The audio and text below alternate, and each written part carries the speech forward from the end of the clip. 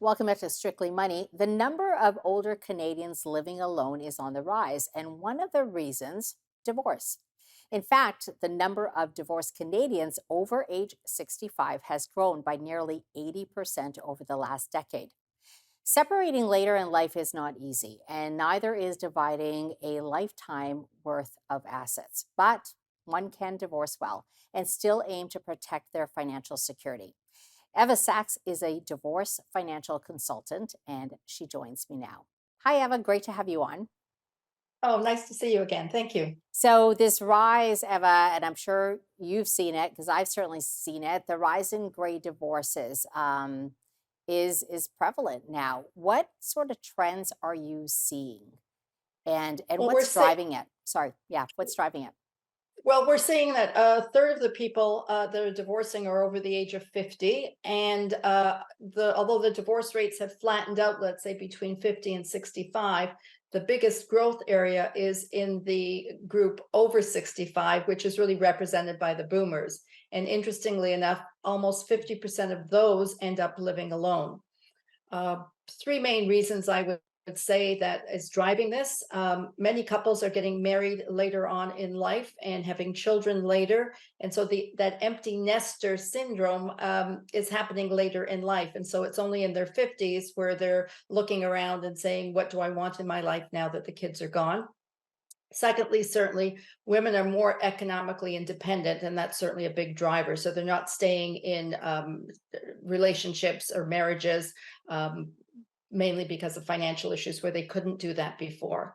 And then the final reason, of course, is that people are living longer. And so at the age of 65 or even 70, people can say, well, I've got another 20 good years left. And do I really want it with the person that's sitting next to me? Yeah. That certainly is a good part of the reasons why we're seeing this boom. So, but what type of pain points are they revealing as they contemplate a divorce? Like, what kind of questions are they asking you? Well, I think for many of them, they may be thinking that they have to take over family finances and family responsibility, financial responsibilities for the first time in their lives. And that's certainly scary. And they don't know what to do. They've never managed money, they've never managed budgets and so on. So that certainly scares them. The kinds of questions that they ask me, of course, is will they be able to keep their house? Will they can they retire at the planned retirement age that they were thinking of? How will they be able to, let's say, share something like the family cottage, which becomes really, really important to them? Will they have to share their pensions? Because certainly at older ages, and if they've worked for the government or their teachers or have one of those wonderful golden handshake pensions, that sometimes has more value and more of an emotional connection for them, even than the family home. So those are the big questions, certainly, that they come to me. You've hit on something, Eva, because, at that stage, and especially when you're, say, 65, the couple has accumulated, presumably, a lot. And so dividing assets is very painful at that stage. And at that stage, um, they're not necessarily going to, all of a sudden be able to go out and work, right? So their income situation doesn't dramatically change. There's limitations there. How do you help them navigate through that?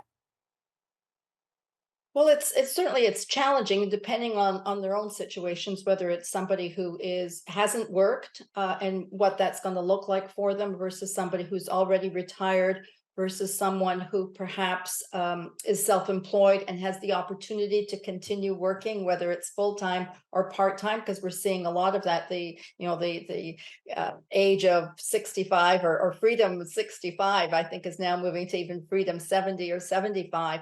And so, depending on what their financial situation is at the time, determines how they're going to be looking at managing on their own financially. So it varies, but it's challenging for everyone in those situations. Eva, we only have 30 seconds to the commercial break. Do men have different priorities than women? Have you seen that?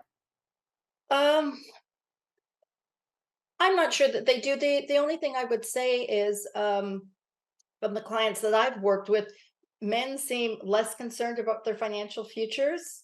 Women, I think, are worriers by nature, and so they're more concerned about everything. I think for those men that are working, or again have that path of continuing working, they're less concerned. Mhm. Women, I think, who have been out of the workforce and realize, let's say, that their pensions are smaller, or just what their retirement looks like in general, Yeah. have more concerns.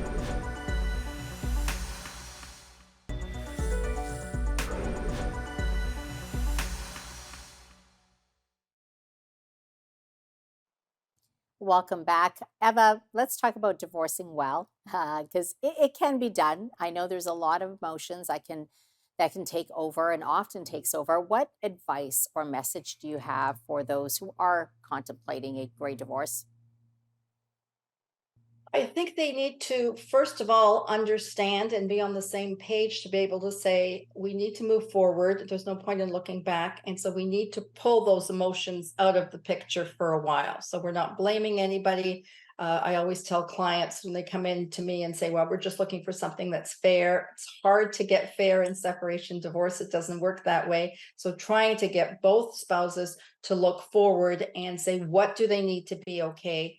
And how can we get them there? So if they can get into that mindset rather than blaming or looking to what just the regular legal entitlements are, then I think they're at a great starting point for having a good divorce. Yeah. The other thing I'd say is for them to, those couples that continue to communicate on their own and be able, and that's not easy, of course, but when they can communicate with each other and share their thoughts around what their own personal goals will be at the end of the day, that certainly helps not only them, but the professionals that are helping them create their separation agreement all move forward together.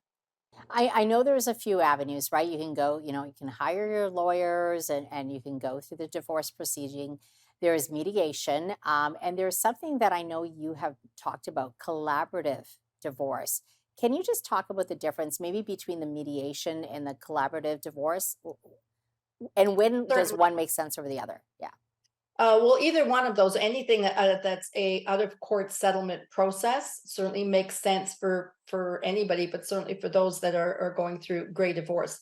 They haven't got the time or money to spend on fighting and going to court.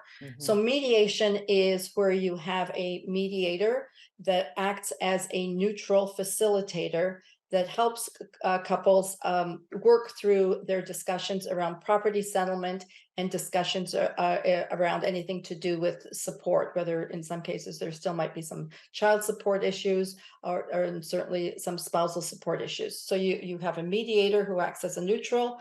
The two of you have those discussions. You come up with a list of everything you've agreed to, and then you may go off, each of you, to get independent legal advice based on what you're signing.